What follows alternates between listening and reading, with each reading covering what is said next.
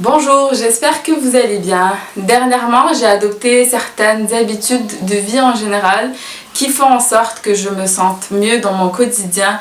Et là, aujourd'hui, je me suis dit pourquoi pas partager avec vous 5 de ces habitudes-là qui font en sorte que je me sente bien. Donc, je commence tout de suite par la première habitude. Il s'agit de boire de l'eau chaude avec du citron chaque matin.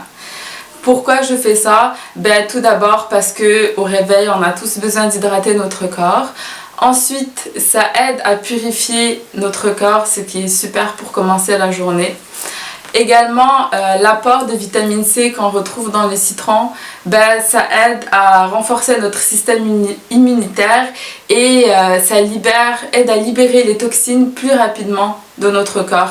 Sincèrement, ça c'est très bien pour la peau et c'est un peu aussi pour ça que j'ai commencé à prendre de l'eau chaude et du citron chaque matin, parce que vous allez sûrement apprendre à me connaître à travers mes vidéos, mais moi tout ce qui est bon pour la peau, j'adopte. Donc ça, je trouve que ça fait une différence à long terme. Ça fait depuis le mois de janvier que je le fais et il n'y a pas une journée, bon, il y a quelques journées, mais la plupart du temps, c'est vraiment tous les matins. Même quand je suis pressée le matin, je mets ça dans un verre et je prends ça à emporter. Ensuite, il s'agit aussi le deuxième point, il s'agit d'un point côté alimentation. J'ai beaucoup diminué ma consommation de sucre raffiné. Pourquoi je fais ça? Je trouve qu'après quelques mois, ça me permet d'avoir beaucoup plus d'énergie, ça je l'ai vraiment remarqué. Aussi une meilleure concentration parce que je n'ai plus les pics d'énergie qui sont causés par le faux sucre. Donc j'ai une énergie, on va dire, constante tout au long de la journée. Et bien sûr, quelle évidence, ça permet de garder un poids santé parce que on mange pas n'importe quoi. Comment y arriver? Surtout si vous avez l'habitude d'en consommer beaucoup, bien sûr on y va par étapes. Moi personnellement, je suis contre le fait de couper un aliment à 100% de votre quotidien parce que, on va se le dire, c'est un peu impossible, c'est vraiment compliqué, donc les gens finissent par lâcher. Donc premièrement, lire les étiquettes des aliments que vous achetez. N'achetez pas n'importe quoi. Sinon, à la maison, quand vous faites des recettes, moi par exemple, quand je fais des biscuits ou des cakes, peu importe, je fais attention aux quantités de sucre que je mets dedans. Sinon, je remplace par du sucre naturel, comme du sucre de coco ou parfois du sirop d'érable aussi. Je trouve que ça donne quand même un très bon goût au cake par exemple. Sinon, par exemple, si vous achetez des jus, si vous avez l'habitude d'acheter des jus des commerces, faites attention encore une fois aux étiquettes avant de les consommer. Troisième point, toujours dans l'alimentation. C'est le dernier point qui concerne l'alimentation. Je me suis donné comme défi, comme mandat, de consommer le plus de fruits et de légumes que je peux par jour. C'est-à-dire ne pas prendre la même catégorie d'aliments. Je vais prendre une pomme, une carotte, des épinards, des aliments diversifiés parce que je trouve que chaque type d'aliment a des nutriments essentiels pour notre corps.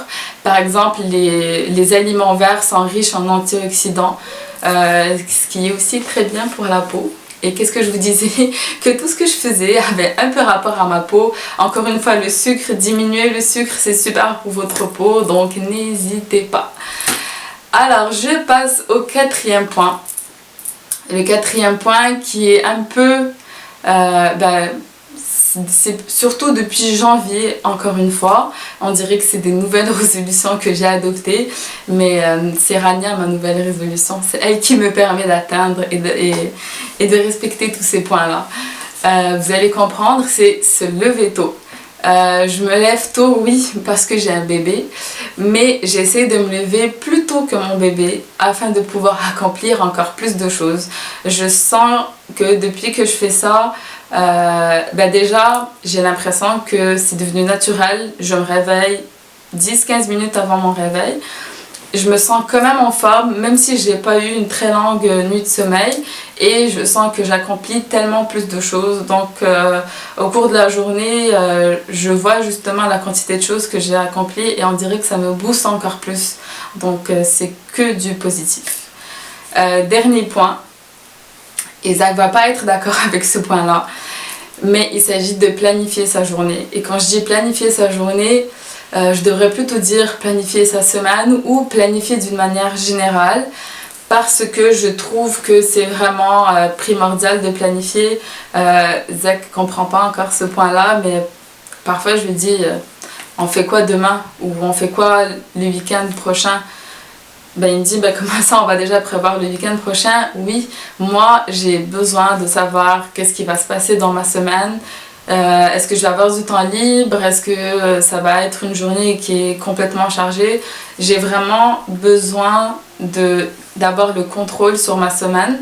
D'ailleurs, c'est pour ça que je traîne tout le temps un agenda sur moi, que j'ai soigneusement choisi en début d'année. Donc je prends plaisir à vraiment organiser mes journées. Et justement, le mot c'est organiser. Je me sens plus organisée, je mets les priorités là où elles doivent être. Et après, ça me permet de mieux planifier mes journées tout simplement. Surtout avec un bébé, je trouve que ça change vraiment ma vie. Donc voilà ce qui clôt ce chapitre. J'aimerais bien avoir votre avis sur ce genre de vidéo parce que si vous aimez ce genre de vidéo, j'aimerais beaucoup vous en parler davantage. J'espère que vous passez une bonne journée et puis ben voilà, bisous, à la prochaine, ciao.